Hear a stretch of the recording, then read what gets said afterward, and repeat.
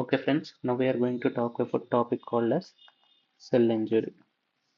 Okay, cell ఇంజరీలో వచ్చేసరికి నార్మల్గా మనకి స్ట్రెస్ వచ్చేసరికి మనకి సెల్ అనేది అడాప్టేషన్ అనేది అవుతుంది. దాని తర్వాత ఒకవేళ ఇంక్రీజ్ స్ట్రెస్ అయితే మనకి సెల్ ఇంజురీ అవుతుంది. దాని తర్వాత reversible cell injury are irreversible cell injury followed by cell death. Okay, మనం ఈ ఒక్కొక్క ప్రాసెస్ని చూద్దాం. ఫస్ట్ రివర్సబుల్ సెల్ ఇంజరీ ఎలా అవుతుందంటే ఎప్పుడైతే మనకి స్ట్రెస్ కానీ ట్రిగరింగ్ ఫ్యాక్టర్ ఉంటే ఏమవుతుందంటే మోస్ట్ కామన్లీ హైపాక్సియా వల్ల మనకి ఏమవుతుందంటే decrease ATP production. Okay, decrease ATP production వల్ల మనకి ఏమవుతుందంటే రెండు యాక్షన్స్ ఉంటాయి. ఒకటి decrease sodium potassium ATPase pump, okay, and decrease calcium influx into cell. Okay, ఇవి టూ మేజర్ పాత్వేస్. ఇది ఫస్ట్, ఇది సెకండ్. సో ఇప్పుడు మనకి దీనివల్ల ఏమవుతుంది, ఇన్సైడ్ సోడియం పెరిగిపోతుంది, అవుట్ సైడ్ పొటాషియం పెరిగిపోతుంది. సో ఇన్సైడ్ సోడియం పెరిగిపోవడం వల్ల increase water influx into cell. దీనివల్ల ఏమవుతుంది, సెల్ అనేది స్వెల్లింగ్ అవుతుంది. దీంట్లో nucleus, plasma membrane, Golgi apparatus, endoplasmic reticulum, ribosomes ఇవన్నీ ఉంటాయి. ఓకే, న్యూక్లియస్ వచ్చేసరికి క్రోమాటిన్ క్లంపింగ్ అవుతుంది. ఓకే, ప్లాస్మా మెంబ్రేన్ వచ్చేసరికి బ్లబ్స్ ఇక్కడ, but it is intact. Next Golgi apparatus వచ్చేసరికి ఇది స్వెల్లింగ్ అవుతుంది. ఎండోప్లాస్మిక్ రెటిక్యులం దగ్గర నుంచి ribosomes get separated from endoplasmic reticulum. Okay, దీనివల్ల మనకి డిక్రీస్ ప్రోటీన్ సింథసిస్, అంతేకాకుండా డిక్రీస్ ఫంక్షన్ ఆఫ్ సెల్. కాబట్టి మనకి ఎగ్జాంపుల్ లెక్క చూసుకుంటే మయోకార్డియల్ సెల్లో మనకి డిక్రీజ్ ఏటీపీ అయితే, డిక్రీజ్ ఎనర్జీ ప్రొడక్షన్ అయితే it not able to contract, అంటే దాని ఫంక్షన్ అది చేయలేకపోతుంది. After 1 to 2 minutes of ischemia. Okay, after 1 to 2 minutes of ischemia, it does not able to do its work, that is contraction. That is called as decrease in function. Nucleus లో clumping of the chromatin, plasma membrane blubbing అంటే but it is intact. ఇది most important అని గుర్తుపెట్టుకోవాల్సింది. Next Golgi apparatus అనే swelling అవుతుంది. Endoplasmic reticulum and ribosomes దగ్గర ribosomes get separated from the endoplasmic reticulum causing decrease protein synthesis. Next ఇది అయిపోయిన తర్వాత లిపిడ్స్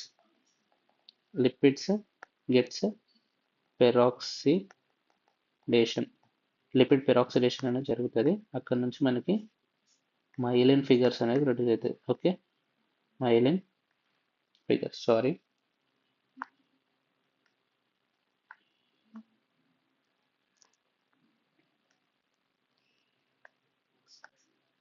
లిపిడ్స్ అనేటివి పెరాక్సిడేషన్ అయ్యి మనకి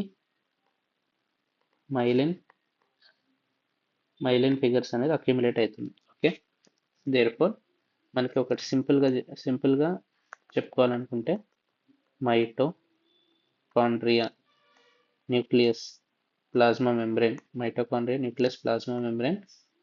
న్యూక్లియస్లో మనకి క్రోమాటిన్ క్లంపింగ్ అనేది జరుగుతుంది. ఓకే, ప్లాస్మా మెంబ్రేన్ వచ్చేసరికి బ్లబ్బింగ్ అనేది జరుగుతుంది. మైటోకాండ్రియా అనేది స్వెల్లింగ్ జరుగుతుంది. Okay, next most common organ involve is liver. ఇక్కడ మనకి ఫ్యాటీ చేంజ్ అనేది అవుతుంది. Okay, fatty change or steatosis is the reversible injury happening in the liver. So next, this is ఇది next irreversible cell injury. Irreversible cell injury. Okay, irreversible cell injury అంటే ఒకవేళ అంటే ఇప్పుడు cell అనేది adapt అయింది, దాని తర్వాత ఇంజురీ అనేది జరుగుతుంది, ఇంజురీ దాంట్లో రివర్సిబుల్ సెల్ ఇంజురీ అయింది, అక్కడ నుంచి ఇప్పుడు ఇర్రివర్సిబుల్ సెల్ ఇంజురీకి వచ్చింది. Okay, irreversible cell injury. Irreversible cell injury ఏమవుతుందంటే మనకి ప్లాస్మా మెంబ్రేన్ ఇప్పటి వరకు మనకి ఇంటాక్ట్ అండ్ బ్లబ్బింగ్ ఉండే. ఇప్పుడు ఏమవుతుంది, ప్లాస్మా మెంబ్రేన్ అనేది మనకి ఏమవుతుంది, ఇప్పుడు break down of plasma membrane కాబట్టి మనకి అవుట్ సైడ్ నుండి calcium get inside, next inside నుంచి cellular enzymes leak out. Okay, first దీని గురించి చూద్దాం. Cytosolic enzymes leak out of cell. Okay, example MI పేషెంట్కి మనకి టెస్ట్ ఫర్ ట్రోపోనిన్ కి cytosolic enzyme present in myocardial cell, అదొకటి. Next ఇంకోటి ఏంటిదంటే దీనివల్ల ఏమవుతుంది, calcium influx into the cell. So ఏమవుతుంది, calcium influx into the cell వల్ల మనకి మైటోకాండ్రియా మీద యాక్షన్ ఉంటుంది, ప్లాస్మా మెంబ్రేన్ మీద యాక్షన్ ఉంటుంది, న్యూక్లియస్ మీద యాక్షన్ ఉంటుంది, ఓకే, లైసోజోమ్స్ మీద యాక్షన్ ఉంటుంది. ఓకే, ఫస్ట్ న్యూక్లియస్లో ఏం చేస్తానంటే డిగ్రేడేషన్. ఓకే, న్యూక్లియస్ డిగ్రేడేషన్ అవుతుంది. దీనివల్ల ఫస్ట్ది condensation, next fragmentation, next dissolution. Okay, condensation, fragmentation and dissolution. Condensation is called as pycnosis. Fragmentation is called as karyorrhexis. Dissolution is called as karyolysis. Okay, this is endonuclease mediated.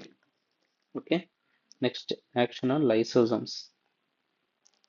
Lysosomes వచ్చేసరికి ఇది rupture అవుతుంది, rupture autolysis of cell, causes autolysis of the cell. Next mitochondria దగ్గర చూసుకోవాలి. Mitochondria వచ్చేసరికి ఇది swell అవుతుంది, damage and dysfunction of the mitochondria. This causes increased permeability of mitochondria. Next, electron transport chain అనేది compromise అవుతుంది, దీనివల్ల మనకి decrease ATP production. Okay, decrease in ATP production అనేది తక్కువ అవుతుంది. Next increase amorphous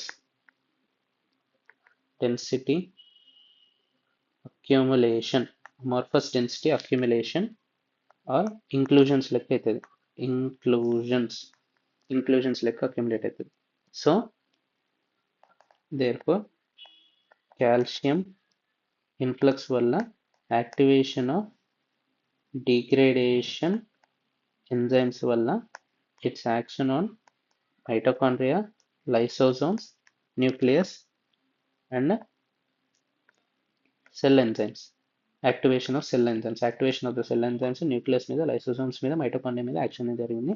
this is calcium influx వల్ల మనకి cell నుంచి కూడా సెల్యులార్ ఎంజైమ్స్ కూడా బయటికి లీక్ అవుట్ అయితే జరిగింది. ఓకే, ఇక్కడ మనకి ప్లాస్మా మెంబ్రెన్ అనేది రప్చర్ అయితే, this is the main important thing we have to notice here. Okay, so that's all. Thank you for your patience listening.